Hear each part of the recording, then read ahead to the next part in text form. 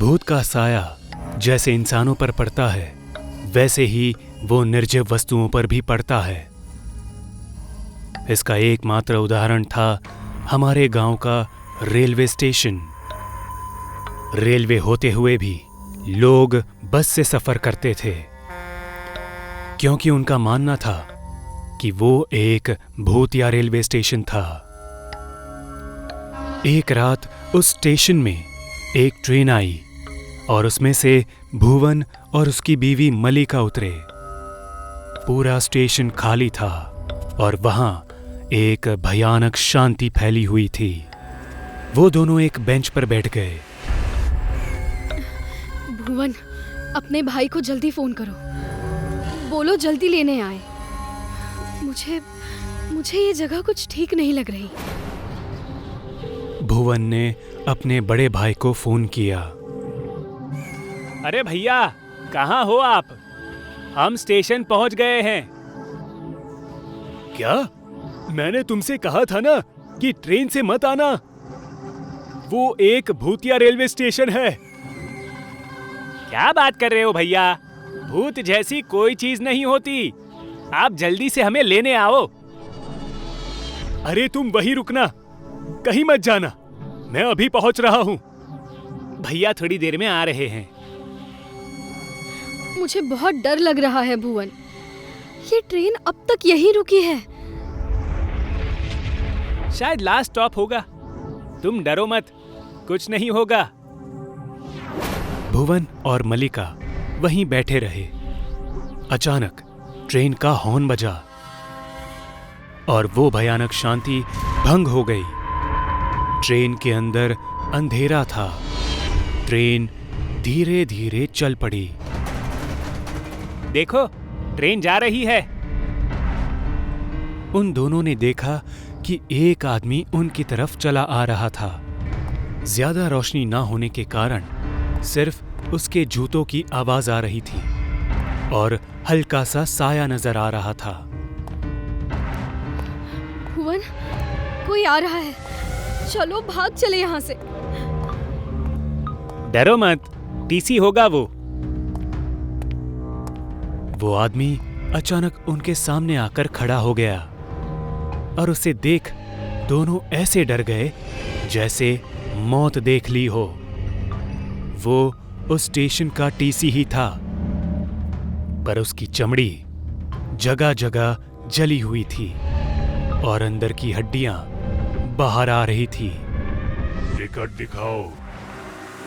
TC की वो डरावनी आवाज सुन के भुवन और मलिका भागने लगे। टिकट नहीं है, पकड़ो उन्हें। अचानक से स्टेशन के खंभों से पुलिस वाले बाहर निकलने लगे। उनकी भी हालत टीसी की तरह ही थी। सब पुलिस वाले भुवन और मलिका पर टूट पड़े और दोनों को पकड़ लिया। इनके पास टिकट नहीं है, इन्हें सजा दो। नहीं नहीं, ऐसा मत करो, हमारे पास टिकट है, दिखाओ ना भुवन। हाँ। भुवन ने दोनों के टिकट निकालकर टीसी को दिखाए। टीसी ने वो टिकट देखे और कहा, ये स्टेशन के नहीं है, दूसरे स्टेशन के है। मतलब कि तुम्हें सजा मिलेगी। ले जाओ इन्हें और ट्रेन के नीचे फेंक दो। पुलिस वाले उन दोनों को घसीट कर ले जाने लगे। भुवन, ये ट्रेन खत्म क्यों नहीं हो रही? क्योंकि ये तुम्हारी ट्रेन नहीं, हमारी ट्रेन है। टीसी का इतना कहते ही उस ट्रेन में उजाला हो गया और ट्रेन तेजी से भागने लगी। भुवन और मलिका और भी ज्यादा डर गए और पुलिस वालों से दया की भीख मांगने लगे। उन पुलिस वालों ने भुवन और मलिका को भागती हुई ट्रेन की पटरी पर फेंक दिया। वो दोनों चिल्लाकर नीचे गिर गए और अचानक से चुप हो गए। वो पटरी पर खड़े हो गए और उन्होंने देखा कि ट्रेन उनके शरीर से होकर जा रही थी, पर उन्हें कुछ नहीं हो रहा था। भुवन खुश होकर बोलने लगा, अरे हम बच गए, देखा तुमने, हम बच गए, तुम हमें नहीं मार सकते। इतना कह के भुवन हंसने लगा। भुवन को देखकर टीसी और पुलिस वाले भी हंसने लगे।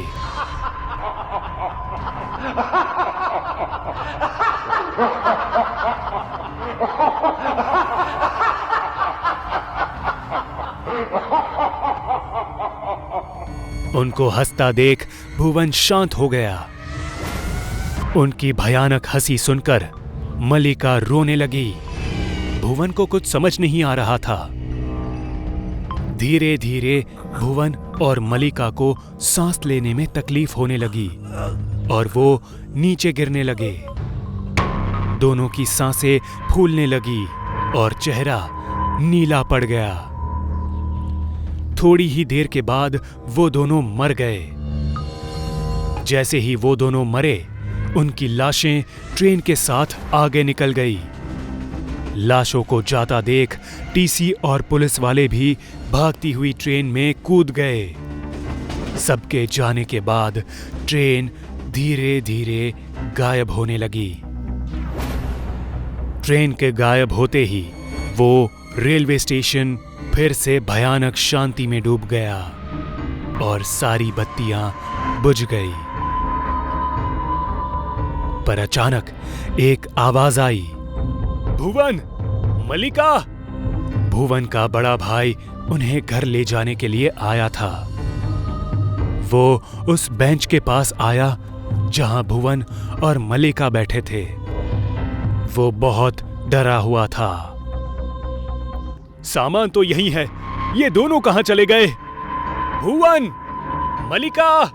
भुवन का भाई पागलों की तरह उन्हें आवाज देने लगा, पर अचानक वो रुक गया क्योंकि उसे अंधेरे में दो साए उसकी तरफ आते दिखे।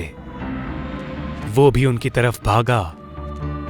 जैसे ही वो उन दोनों के नजदीक पहुंचा, वो डर के मारे रुक गया।